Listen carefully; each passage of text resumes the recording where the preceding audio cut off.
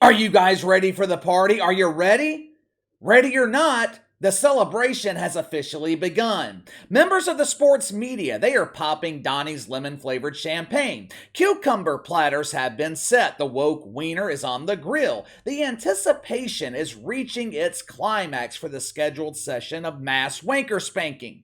Now you may be wondering, Casey, what is the cause for this celebration? Are they allowing young kids who identify as canines to transition to the preferred feline?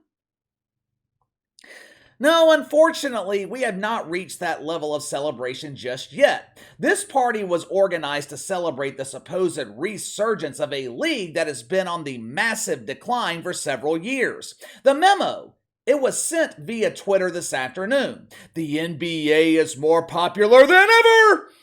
Earlier today, the official ratings were released for opening weekend of the NBA playoffs. And I'll be honest with you guys, the numbers are actually impressive. I know I am often hard on the NBA, but I want the league to do well. I want the league to succeed. When you are passionate about a team in the NBA and your team is doing well, the regular season is enjoyable. With the NFL, we only get one game every week. In the NBA, we get 3, sometimes 4 games every week to look forward to. I want the NBA to succeed, and I am glad ratings were good for the opening weekend of the playoffs. But once again, the mainstream media is only giving us part of the story. Once again, the media, they are focusing on the small positive without mentioning the overwhelming negative. Let's go ahead and start with the positive, then I'm going to point out the huge problem in the NBA.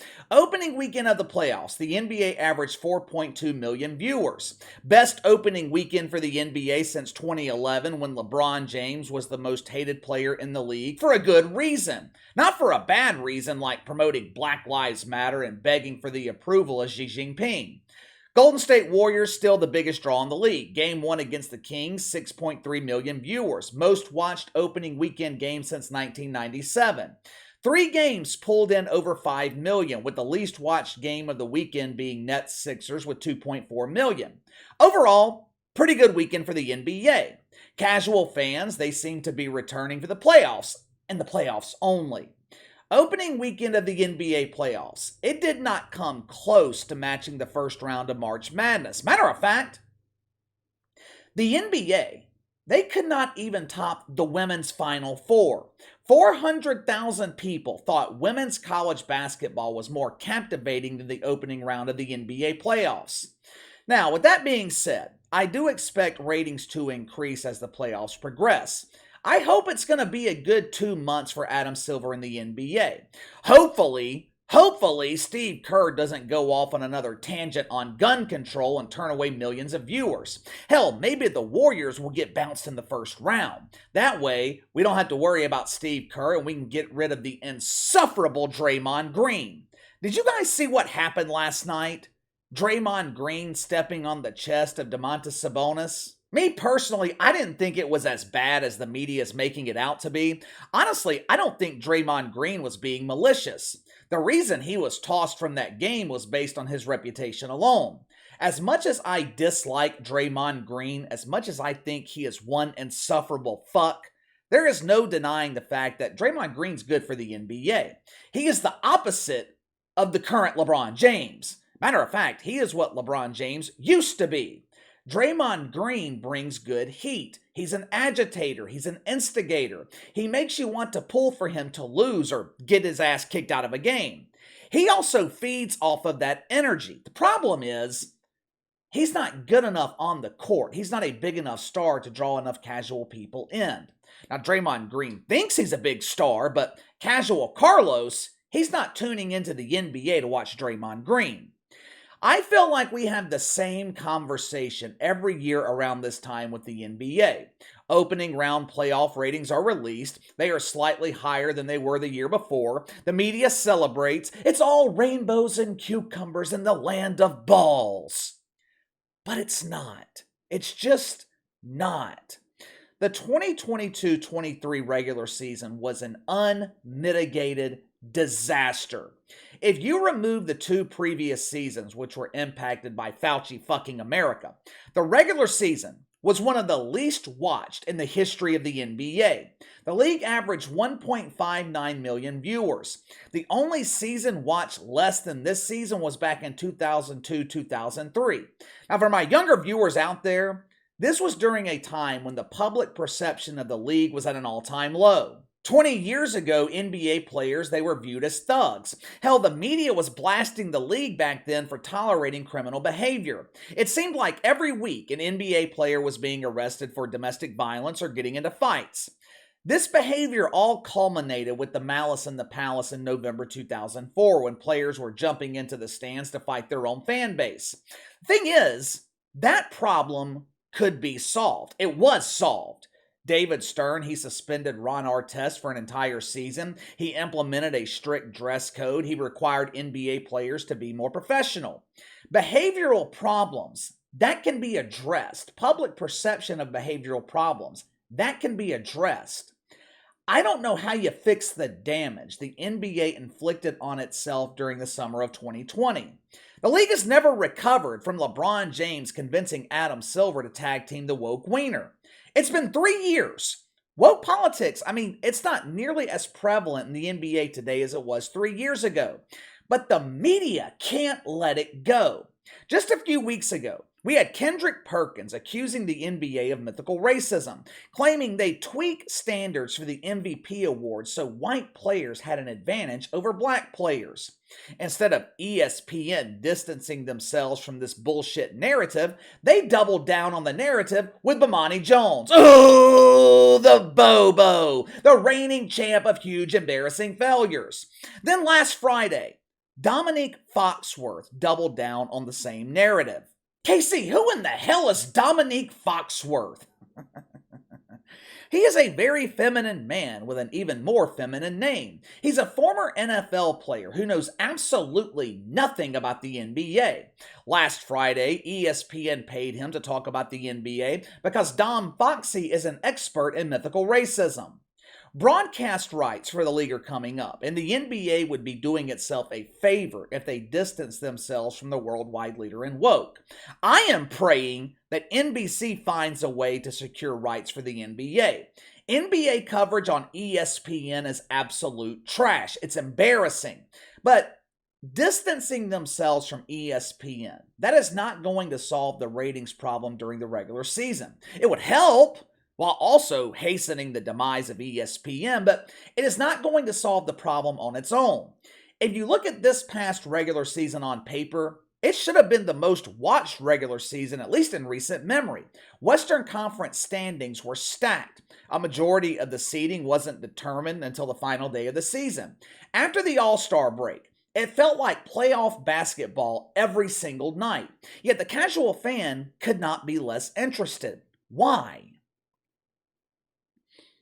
Because for so long, the players have sent the message that the regular season doesn't matter. And players and coaches, they are still sending that message today. The Golden State Warriors, they make one trip to Cleveland every year. Fans in Cleveland get one chance to see Steph Curry and Klay Thompson. They get one chance to boo the hell out of Draymond Green. Steve Kerr stole that chance from them this year because he rested all 3 stars when they went to Cleveland. My guys were tired. We're on a 5-game road trip. They need to get plenty of rest for the upcoming All-Star break. While he's not too busy advocating for gun control, Steve Kerr is also advocating for a 72-game regular season. Yeah, it's the same tired narrative that players playing less basketball is a good thing. I have been watching the NBA for 30 years. I have never seen the frequency of injuries be this high. Maybe, just maybe, it's because they're not playing basketball on a consistent basis. Kevin Durant missed a large portion of the regular season. LeBron James, Brandon Ingram, Anthony Davis. Don't even get me started on Zion Williamson. Today, we have physically healthy players missing games because they're not mentally themselves. Now, I'm not a psychiatrist. I know nothing about mental health. I sympathize with anyone suffering from serious mental health conditions, but I have a hard time sympathizing with physically healthy players who refuse to get on the court and fight for the playoffs because they don't feel like themselves. How many days do you guys wake up every week and not feel like yourself? Does that mean you don't go to work?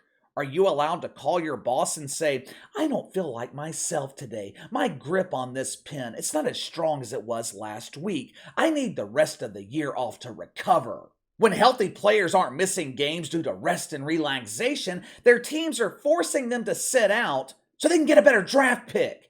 Dame Lillard sat out every game late in the season. Mark Cuban pulled his starters in the first quarter, hoping they wouldn't make the playoffs. The fucking Mavericks were in playoff contention. Mark Cuban decided, we'll just wait until next year. You don't see this in the NFL. Remember last year when all the Houston Texans needed to do was lose the final game of the season? They had the number 1 pick in the draft. You guys remember that? Unlike the NBA, tanking is guaranteed in the NFL. There is no draft lottery. You're guaranteed the number 1 pick. What did the Texans do? They went out and won the game. We often hear the phrase in the NBA, the best ability is availability. And that is true. That is true. Star players making themselves available in the regular season, that would help improve ratings. But there's another side to that coin. The best ability is relatability. The truth is, most people can't relate to star NBA players.